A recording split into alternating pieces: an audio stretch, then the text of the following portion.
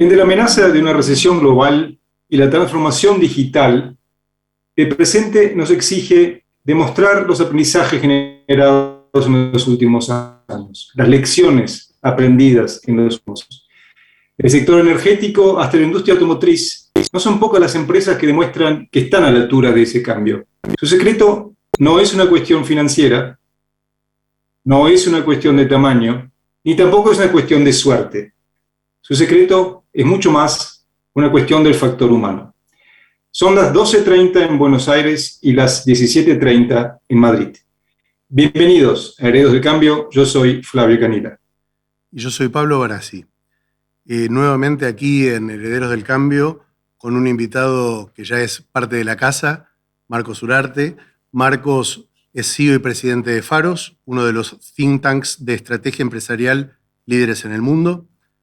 Dicen que Marcos es un visionario del futuro, que logra preparar a las compañías para desafiar su destino, y para él ese juicio es exagerado y dice que su secreto tiene que ver con algo mucho más básico y elemental, que es ser un eterno inconformista.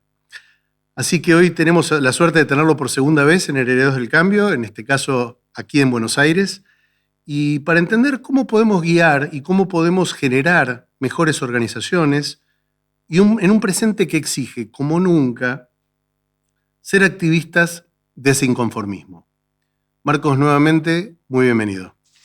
Muchísimas gracias y es un placer de nuevo poder compartir con todos vosotros estos momentos, estas reflexiones y estas opiniones, ¿no? Realmente, es decir, tanto Flavio como tú pues habéis introducido varias variables, ¿no? Varias variables muy interesantes, ¿no?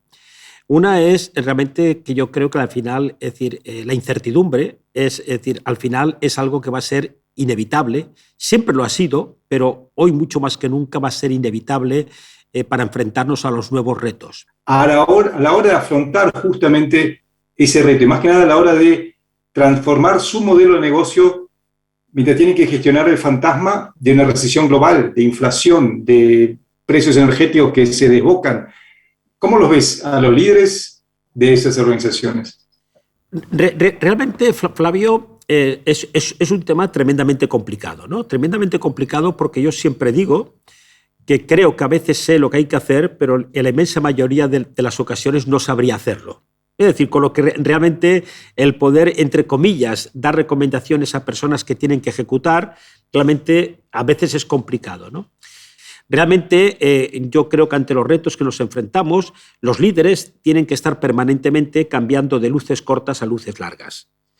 Porque si solo gestionan el corto, mi impresión es que se van a quedar sin corto. Pero por supuesto que gestionar el corto también es imprescindible para poder tener futuro, ¿no? Entonces, eso necesitamos nuevos tipos de líderes que tengan esta capacidad de alguna manera de gestionar el corto y el largo y que sean capaces de utilizar el microscopio, los prismáticos y el telescopio. Hace apenas un par de semanas, Marcos, allá en España, y Flavio inmediatamente lo estuvimos compartiendo, dijiste una frase en un evento que nos impactó mucho y que tiene que ver con que las empresas, dijiste, deben colocar el futuro en la agenda del presente. ¿Por qué no lo hacen, Marcos? Bueno, eso es decir, realmente a lo que yo me dedico fundamentalmente, que es a la prospectiva estratégica, ¿no? Es decir, ¿por qué no lo hacen? A ver, yo trabajo mucho con equipos directivos de empresas generalmente muy grandes y por todo el mundo, y realmente lo que me he dado cuenta de que los equipos directivos están fundamentalmente en el día a día, reflexionando por qué, he llegado a una conclusión, y es que el día a día es la zona de confort. Es decir, el día a día solo, y si queréis poner solo entre comillas, nos exige trabajar muchas horas. Pero en el día a día nos atrevemos a discutir cualquier tema con cualquier colaborador nuestro, porque lo dominamos, y en el día a día tampoco solemos tomar decisiones de alto riesgo. Tomar decisiones sobre el futuro es mucho más complicado. Por eso los directivos suelen tender a estar en el día a día. Pero realmente, y hay empresas que hacen, algunas hace muchos años que tienen, y yo de alguna manera lo que muchas veces propongo es el tener dentro de la empresa, y dependiendo del tamaño de la empresa puede ser un departamento, pero como mínimo si no ha de haber una función, tiene que haber alguien que una parte de su tiempo lo dedique al futuro. Eso me parece imprescindible y por eso digo que hay que colocar el futuro en la agenda del presente. Hablamos de futuro, hablamos de estrategia, pero también deberíamos estar hablando puertas adentro de los equipos, de las personas. Y en ese sentido, ¿cómo se hace para que los equipos de las personas se puedan, no sé, sino que puedan visualizar ese futuro que necesitamos tener todos? ¿Y cuáles son las conversaciones que tenemos que tener con ellos como líderes hoy que no tuvimos hace 2 años o incluso antes? Totalmente de acuerdo que al final, de alguna manera, pues el tener una estrategia, el tener una visión es imprescindible, pero si no tenemos las personas adecuadas para ejecutar esa estrategia y esa visión, de poco nos va a servir. Al final, de alguna manera, las personas son el verdadero driver del éxito de cualquier organización. Cuando se dice que los datos son el petróleo del siglo XXI, yo digo que no, que el petróleo del siglo XXI es el talento. Y para mí, siempre en todas las empresas, hay un colectivo clave, que son los mandos intermedios. Y en muchas ocasiones los mandos intermedios son los grandes olvidados. Son los grandes olvidados y es todo un tema ese, porque justamente tú has visto seguramente todas las investigaciones que están saliendo sobre los nuevos modelos de trabajo, no se termina de instalar uno nuevo y cómo lo sufre cada población. De hecho, y ahí quisiera direccionarte, Marcos, se sigue buscando un norte en términos de ese modelo de trabajo, presencial, híbrido, flexible, una mezcla. Ahora, ¿por qué nos cuesta tanto? ¿Y por qué les cuesta tanto a esa población de mandos medios definirnos por un modelo? ¿Y cómo vamos a hacer para definirlo? Bueno, realmente cuando hablamos del trabajo híbrido, del teletrabajo, etcétera, yo digo de que ha sido un modelo exitoso de improvisación. Es decir, cuando nos confinaron, las empresas siguieron trabajando, pero tiene que pasar a formar parte de un modelo de gestión. ¿El teletrabajo tiene cosas positivas? Por supuesto. ¿Tiene cosas negativas? Por supuesto. Y genera muchísimas dudas, muchísimas preguntas. ¿Cómo puede afectar a la cultura de la empresa a medio y largo plazo, a la comunicación interna, al orgullo de pertenencia, a la innovación, etcétera? Esto significa de que cada empresa va a tener que encontrar su propio modelo de trabajo híbrido, teletrabajo, etcétera, etcétera. Entonces, lo que sí que es cierto, de que yo creo que es imprescindible que las empresas reflexionen sobre este tema, porque seguro que conocéis lo que se está llamando un poco como la gran renuncia, que 48 millones de personas en Estados Unidos el año pasado abandonaron de forma voluntaria su trabajo, en España fueron 30.000 y esto sigue ocurriendo. Luego yo creo que hay que redefinir un poco la relación y el concepto un poco de trabajo clásico. Marcos, si te paso para el lado de sectores, cadenas de valor, de la experiencia de los últimos 2 años, ¿cuáles considerás vos que son los líderes que en este momento están siendo más desafiados, inclusive con posibilidades de quedarse obsoletos? ¿Son los del sector automotriz, turístico, seguros, financieros? ¿Cuáles están más desafiados y en peligro de quedar con algo que ya no se usa? Vamos a ver, de los que has mencionado, yo te diría que todos. Y ahora voy a hacer una pequeña reflexión, ¿no? El sector automotriz, en el fondo, está en 3-4 retos absolutamente estratégicos y fundamentales, ¿no? Uno, primero, el coche eléctrico, vamos a decir un poco el coche de no combustión. El otro, el coche conectado para acabar con el coche autónomo y también lo que podría ser el coche compartido. Cuando nosotros vemos estos 3 grandes retos, vemos que los 3 grandes retos no han nacido ninguno de ellos de la industria automotriz. Siempre han venido de fuera, que es lo que yo llamo los intrusos. Si nosotros analizamos el sector asegurador o el sector bancario, el sector financiero, podríamos estar hablando de insurtechs, podríamos estar hablando de fintech, de las big tech, etcétera, etcétera. Vemos que realmente las transformaciones vienen de los intrusos. Eso significa, de alguna forma, de que todos los sectores están en un cierto riesgo. Entonces, realmente, es decir, un poco el aprendizaje que deberíamos tener es que las innovaciones disruptivas siempre vienen de fuera de tu sector. Siempre vienen de fuera de tu sector. Y es lo que decía, que las empresas tradicionales que están asentadas en un mercado intentan mantener las reglas del juego porque ya les va bien. Y al sector turístico, que también, un poco, de alguna manera, también está en plena reformulación, es decir, sin ser capaz todavía de visualizar de todo el impacto, yo creo que el metaverso va a tener muchísimo impacto en todo, pero fundamentalmente en el sector turístico. Sin ser consciente yo todavía no alcanzo de alguna manera a visualizar el impacto que va a tener el metaverso, pero no tengo ningún tipo de duda que va a ser un impacto tremendo. Hablando de eso, del metaverso, en un mundo que no lo podemos imaginar, como bien dices tú, y no podemos imaginarnos cómo funcionará o funcionaremos en ese mundo virtual de datos, el tema del liderazgo para mí cobra muchísimo más envergadura, pero más que nada no por seguir reglas o libros que hayamos leído o de gurúes que estemos siguiendo, sino por una simple elección. Y creo que los tres convenimos que un líder, antes que nada, tiene que elegir ser líder. Tiene que elegir y entender lo que significa ese rol, las responsabilidades, dar las buenas noticias y dar muchas veces las malas noticias de hacerlo de una manera comunicacionalmente bien. ¿Cuánto ves tú que dentro de los líderes empresariales, de los también mandos intermedios, hay una conciencia de que ser líder significa elegir ser líder? Bueno, es decir, fíjate, es decir, que realmente yo creo que de las palabras más utilizadas es líder y liderazgo, pero al final sé que esto que puedo decir puede sonar un poco raro, pero yo digo que tampoco hay tantos líderes. Hay mucho capataz, hay mucho jefe, de alguna manera, pero tampoco hay tantos líderes. Entonces, realmente, es decir, lo has dicho, yo creo que un líder en el fondo debe ser un servidor. Es decir, el líder está al servicio de su equipo y no al revés. El objetivo también de un líder es generar nuevos líderes y no tener seguidores, ¿no? Y al final, el mejor modelo de liderazgo es el de la ejemplaridad. No pidas nada a tu gente o que no estés haciendo o que no estés dispuesto a hacer, ¿no?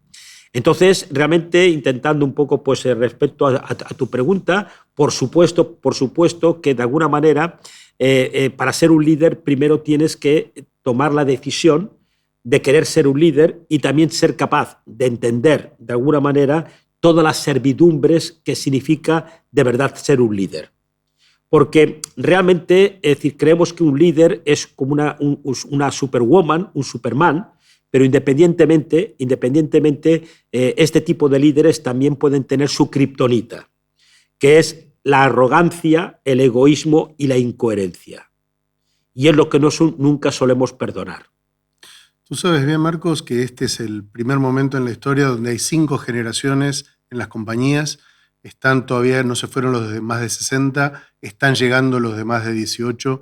Si yo te focalizo hacia las nuevas generaciones, este tema del liderazgo, que tanto, digamos, en todos los ámbitos que podés, tratás de justamente inspirar y motivar a que inspiremos y motivemos. En una generación, digamos, donde escucha más a su par, donde no busca capataces sino líderes, ¿qué le recomendarías a las nuevas generaciones que están recién llegando, que se topan con un cierto nivel de frustración por lo que ven, pero al mismo tiempo que tienen ese impulso y ese anhelo transformador? También la verdad, Pablo, que son, vamos a ver, al final yo creo que no hay recetas, ¿no? Es decir, uno de los mensajes que yo a veces intento dar, y después voy a intentar un poco más, intentar responder algo más concretamente, de alguna manera, a tu reflexión, a tu pregunta, es que todos nosotros deberíamos tener la obligación de intentar mejorar nuestra organización. Pero si no podemos mejorar nuestra organización, vamos a mejorar nuestro ámbito de responsabilidad, por pequeño que sea. Uno de los mensajes es decir, oye, no pierdas 2 segundos en aquello que no depende de ti y no pierdas 2 segundos en actuar en aquello que sí que depende de ti. Esto significa de que realmente estas nuevas generaciones buscan cosas distintas en la vida, buscan cosas distintas en sus empresas, etc. Y por eso, a mí, de alguna manera, muchas veces, más que a veces, yo creo que un líder tiene que ser un referente. Pero esto ya desde la antigua Roma lo tenían definido con la autoritas y la potestas. Es decir, que realmente no hemos inventado nada. Es decir, vamos adecuándolo a los nuevos retos, a los nuevos momentos, pero en el fondo la autoritas y la potestas siguen definiendo, bajo mi criterio, perfectamente lo que es el liderazgo. Ahora ahí me llevaste ya, lo hablamos hace 2 años justamente, y tú muy magistralmente nos recordaste esa relación entre autoritas y potestas, pero entre ese momento y el hoy hubo un evento, un fenómeno que tú lo mencionaste antes, la gran renuncia en Estados Unidos, un poco menos pronunciada aquí en España, pero no obstante también un poquito ya bastante preocupante. Entre la autoritas y la potestas, te llevo a ese lugar. ¿Qué tenemos que hacer nosotros como líderes empresariales, como líderes de organizaciones, no solo para aprender, sino para aprovechar un talento que hoy es global, que hoy es desafiante, que hoy no es constante, sino que si se aburre se va, y nosotros estamos, como bien decías tú, en la pelea por lo que es el oro del futuro, que es el talento? ¿Cómo se vive entre esas dos autoritas y potestas con la gran renuncia? Vamos a ver, ¿no? Es decir, una de las palabras que a veces también utilizamos muchísimo es la de la motivación. Es decir, la de la motivación, ¿no? Y a mí, entendiendo perfectamente el concepto de motivación, no me acaba de convencer. Y voy a decir por qué. Porque la motivación siempre es una decisión personal. Yo no puedo motivar a nadie en mi empresa, porque a cada uno de ellos les motiva cosas distintas, y lo que les motivaba ahora no es lo que les motivaba hace 5 años ni lo que les motivará dentro de 5 años. Yo creo que hay un círculo virtuoso. Y el círculo virtuoso empieza, yo creo que una empresa tiene que crear un entorno ilusionante. Es decir, yo creo que la clave está en crear en un entorno ilusionante, en un entorno retador, en un entorno desafiante. En un entorno ilusionante, cada uno de nosotros va a encontrar el cauce para motivarse, que será distinto en cada uno de nosotros. Cuando yo me motivo, me comprometo, y cuando me comprometo, la empresa me fideliza. Me fideliza. Entonces, realmente, es decir, esto yo creo que es como bastante parecido a una relación de pareja. Si no vas retroalimentando esa relación, acaba siendo una rutina. Y las personas de mi edad estamos mucho más acostumbradas, hemos vivido de alguna manera mucho más acostumbradas, mucho más conformadas con la rutina. Las nuevas generaciones, de alguna manera, no están, de alguna manera, en absoluto conformes con la rutina. Luego, una empresa tiene que estar permanentemente cautivando a sus empleados. Por eso, de alguna manera, yo digo que una empresa no tiene que tener empleados cautivos, sino empleados cautivados.